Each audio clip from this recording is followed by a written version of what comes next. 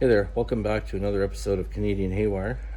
Today we're going to be replacing the clutch on this 81 Jeep J20. I've got a whole bunch of prep work to do before we pull it out.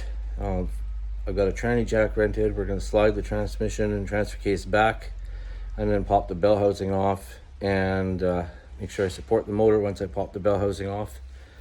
And from there, remove the clutch and the flywheel and put a new clutch and flywheel in.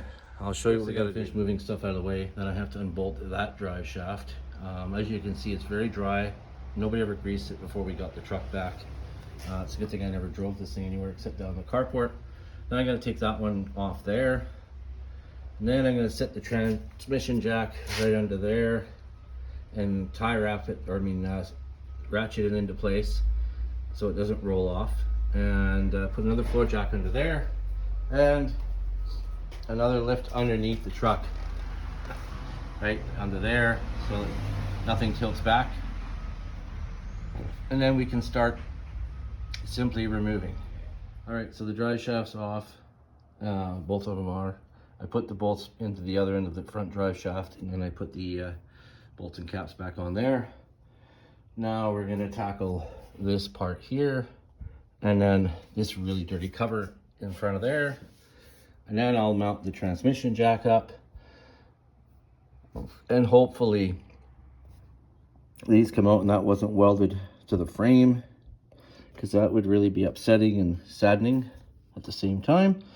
Then I can go back to making fuel lines like I was doing to go there, which I've got to wire wheel that tomorrow too, but I'm hoping to have this clutch in and out of here tonight or by tomorrow morning, and clean up the bell housing and paint that and do all the wonderful stuff that this is going to need, including changing all the old gear oil out of here because it's probably really bad. And then wire wheel the transfer case up to clean it up, make it look sort of decent, and same with the transmission. And then hopefully the bearings are good, which I'll check. All right, stay tuned. Well, a little update so far. Every cross member bolt for the support on this transmission has broken so far. I'm going to see if I can at least get one bolt. Stay tuned.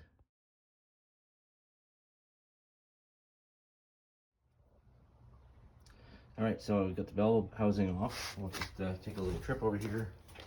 I'll show you the clutches there. I just have to unbolt it. Yeah, you can see she's pretty cooked. I don't know what the flywheel's gonna be like, but I did buy a new one. Biggest thing is after that's in, I got to do all the mounts under there. All right, I have an appointment to go to get my brain checked as to why I'm working on this. Then I'll be back and we'll carry on. Oh, one more thing. 17 mil sockets for the two big ones, and then the others were all 9/16. All right, so you can see the flywheel looks just darn pretty. I'm gonna get this one turned and keep it as a spare. I'm gonna check, make sure the other one fits first. And here's the clutch. As you can see, she done, yeah. Cleaning up the bell housing right now. I'll pop that puppy off. I'm gonna clean all that up, make it look nice. Check the rear seal while I'm at it, and then finish.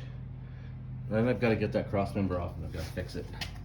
And I've got to put the new transmission mount on there because she's torn under there, and that's really going to do us not very much at all. All right, I'll be back in a moment, but that's where I'm at. I just find it's easier for me to just pull the parts off and then explain to you what I've done. I hit those with an impact, cordless impact, because it was quicker than trying to fight the motor from turning. All right, I'll be back shortly.